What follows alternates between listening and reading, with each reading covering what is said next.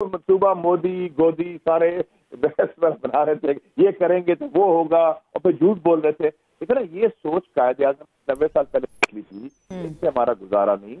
دو قومی نظریہ کیوں آیا کہ یہ جو سوچ ہے بغض اور تقسیم و تضاد بنیاد پر، یہ ہمیں غلام بنانا چاہتے ہیں. تو اس لیے ہم نے اپنی ریاست بنائی، اور آپ دیکھ لیں کہ اب اس کا جواب دیا. آج تو میرے خیال میں قائد اعظم کی روح بہت خوش ہوگی. بالکل مشاہد صاحب، آپ نے بالکل صحیح بات کی. دو قومی نظریہ کی آپ نے بات کی. آرمی چیف نے کچھ دن قبل ہی جو ایک بیان دیا تھا، انہوں نے کہا تھا دو قومی نظریے کو انہوں نے ریپیٹ کیا تھا، اور انہوں نے اس کا جو فرق ہے وہ واضح طور پر سمجھایا تھا، جس میں بھارت میں آگ لگ گئی تھی اس بیان کے بعد. انہوں نے کہا جی یہ مذہبی طور پر اس کو توڑ مروڑ کر جس طرح سے پیش کر رہے تھے، اور وہاں اب اس نظریے کو مانا جاتا ہے. وہاں کے مسلمان مانتے ہیں کہ قائد اعظم نے بالکل صحیح فیصلہ کیا تھا جو وہاں پر ان کے ساتھ سلوک ہو رہا ہے.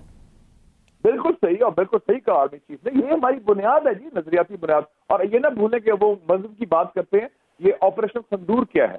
آپریشن سندور، معاف کرنا، ایک مذہبی سمبل ہے جو انہوں نے استعمال کیا ہے ہندوتوا کے لیے. افسوسناک مجھے ہوا کہ وہ ایک فوجی آپریشن کو انہوں نے مذہبی انتہا پسندی سے لنک کیا ہے. انڈیا نے، میں بات کر رہا ہوں سندور کی بات ہے، اور آپ کو پتا ہے اس کے کیا امپلیکیشنز ہیں. تو ہمارا جو ہے بڑا ایک خاص جذبہ ہے اور ایک بنیاد ہے، اور اس حوالے سے. اور پاکستان نے جو نام دیا ہے بنیان مرصوص، یعنی اس کا مطلب ہے آہنی دیوار. یہ بڑا خوبصورت نام ہے، قرآن کی آیت میں سے یہ لفظ لیا گیا ہے. تیسا پھیلائی ہوئی دیوار، امپریگنیبل وال، انوینسیبل وال. انگلش میں کہیں گے انوینسیبل وال، جو وہ دیوار جو انوینسیبل ہو. تو اس حوالے سے میرے خیال میں جو انڈین میڈیا کو مجھے بڑا دکھ ہوا.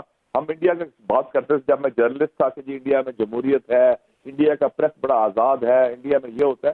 وہ تو بالکل ہمارا میڈیا دیکھیں ماشاءاللہ آزاد بھی ہے، پیور بھی ہے، اور بیلنس بھی ہے، اور کوئی انتہا کی بات نہیں. اور ان کے میڈیا نے جھوٹ کی بنیاد پر پروپیگنڈا، ان کے میڈیا کے مطابق تو کل پاکستان صفحہ ہستی سے مٹ چکا تھا. جی وہ پھر ہم سب دوبارہ زندہ ہوئے اور پھر بھارت کو دوبارہ سے وہ لاہور تباہ ہو گیا تھا، سیالکوٹ تباہ ہو گیا تھا. جی مشاہد صاحب کارٹون نیٹ ورک لگ رہا تھا، وہ میڈیا نہیں لگ رہا تھا کہیں سے. وہ ایکچولی ان کا جو ٹیلی ویژن نیٹ ورک ہے وہ بالی ووڈ ٹی وی سیٹ بن گئے ہیں. اب اس میں جو اسی قسم کے وہ اسی قسم کے جو ایکٹرز ہیں وہ بڑھ کے مارتے ہیں اور باتیں کرتے ہیں. اب بھارت کے اندر سے یہ آوازیں بھی اٹھنا شروع ہو گئی ہیں اسی گودی میڈیا کے خلاف.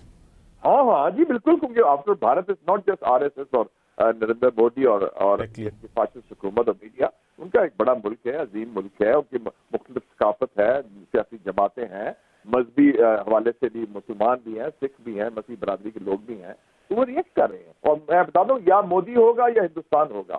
اگر مودی رہا تو ہندوستان کی یہ تقسیم کی بنیاد رکھتا ہے، نئی تقسیم کی. جی ہمیں خالصتان تحریک کا بھی پتا ہے کس طرح سے زور پکڑتی جا رہی ہے، اور اس کو ختم کرنے کے لیے کس طرح سے بھارت کینیڈا میں بھی دہشت گردی میں انوالو رہا ہے. آپ دیکھیں نا، اس میں ان کا بندہ پکڑا گیا کینیڈا میں، اور جسٹن ٹروڈو پرائم منسٹر نے ان کو اریسٹ کر لیا، نکال دیا. امریکہ میں مارنے کی کوشش کی اس خالصتان کے بندے کو، اور امریکہ نے را کے اسٹیشن چیف جو تھا واشنگٹن نکال دیا. اور ابھی آپ نے دیکھا کہ بنگلہ دیش کے جنرل ہیں فضل الرحمان صاحب، جو مشیر ہیں ڈاکٹر یونس وزیر اعظم بنگلہ دیش کے.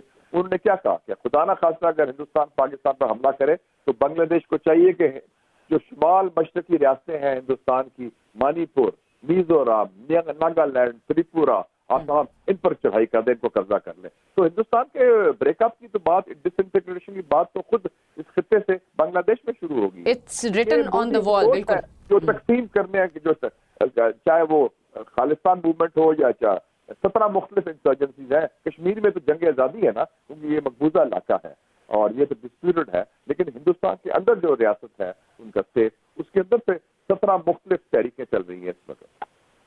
ٹھیک ہے، بہت بہت شکریہ مشاہد حسین سید صاحب، آپ نے ہمیں وقت دیا. ماہر بین الاقوامی امور بھی ہیں، سینئر سیاستدان بھی ہے. بہت شکریہ آپ کے وقت کا.